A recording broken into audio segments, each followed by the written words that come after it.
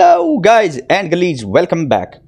अब हम बात करते हैं जी जिप फंक्शन की। जिप फंक्शन क्या करता है? जिप फंक्शन दो इटरेबल्स लेता है या दो से ज्यादा इटरेबल्स लेता है और उनके एलिमेंट्स को जिप कर देता है, कंबाइन कर देता है। मिसाल के तौर पे ये देखिए, मैं कहता हूं कि एग्जांपल देने लगूंगा आपको। मैं कहता हूं एक है li1, ठीक है, li इसको कह देते हैं 1, और इस लिस्ट के अंदर दो एलिमेंट पड़े हुए 1 2, सही है। और एक दूसरी है मेरे पास लिस्ट, उसको मैं कह देता हूं li2, और इसके अंदर एलिमेंट पड़े हुए हैं 3 4, ठीक है। अच्छा, अब जिप फंक्शन क्या करता है कि 1 को 3 के साथ कंबाइन कर देगा, 2 को 4 के साथ कंबाइन कर देगा, क्योंकि ये सेम लोकेशन के ऊपर पड़े हुए हैं, जिप कर देगा इनको। अब ये आपने देखना है, मैं कहता हूं यार लिस्ट बनाओ और उस पर लगाओ जिप का फंक्शन zip, और जिप का फंक्शन आइटरेबल लेता है, लिस्ट लेता है, तो मैं इसको list1 देने लगा हूं, list1, ठीक है, कामा li2, ठीक है जी। अब मैं इसको एग्जीक्यूट करता हूं and you will see the result. 1 3 के साथ आ गया, 2 4 के साथ आ गया, ठीक है। तो ये 1 3 के साथ आ गया, 2 4 के साथ आ गया। तो आपने ये चीज गौर से देखनी है कि ये जो लिस्ट फंक्शन है ना, बेसिकली ये क्या करता है कि ये आपको दो एलिमेंट जो कि सेम लोकेशन पे पड़े हों उनको रिटर्न करता है, ठीक है। अच्छा, अब इसकी एप्लीकेशन मैं आपको बताने लगा हूं इन दोनों को, ठीक है, क्योंकि ये सेम लोकेशन पे पड़े हुए हैं। अब मैं इसकी आपको एप्लीकेशन बताने लगा हूं। इमेजिन करें कि आपके पास डेटाबेस है और उस डेटाबेस के अंदर आपके पास कस्टमर का फर्स्ट नेम पड़ा हुआ है, ठीक है, और फर्स्ट नेम कुछ इस तरह से, मैं अब इसको यहीं पे रहने देते हैं।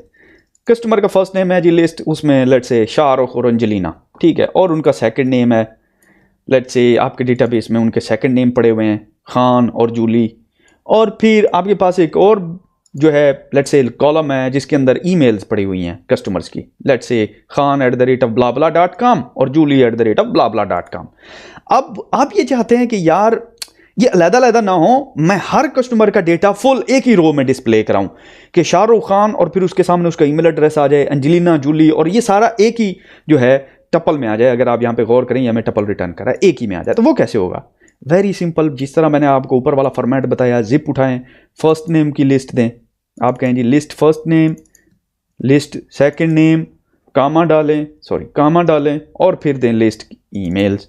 इसमें तो कोई प्रॉब्लम नहीं है, 3 लिस्टें दी, एग्जीक्यूट किया, and here you have a full fledge user data. Shahrukh Khan blabla.com, ये पहला टपल हो गया आपका पहला कस्टमर जिसकी फुल डिटेल आपको आ रही है।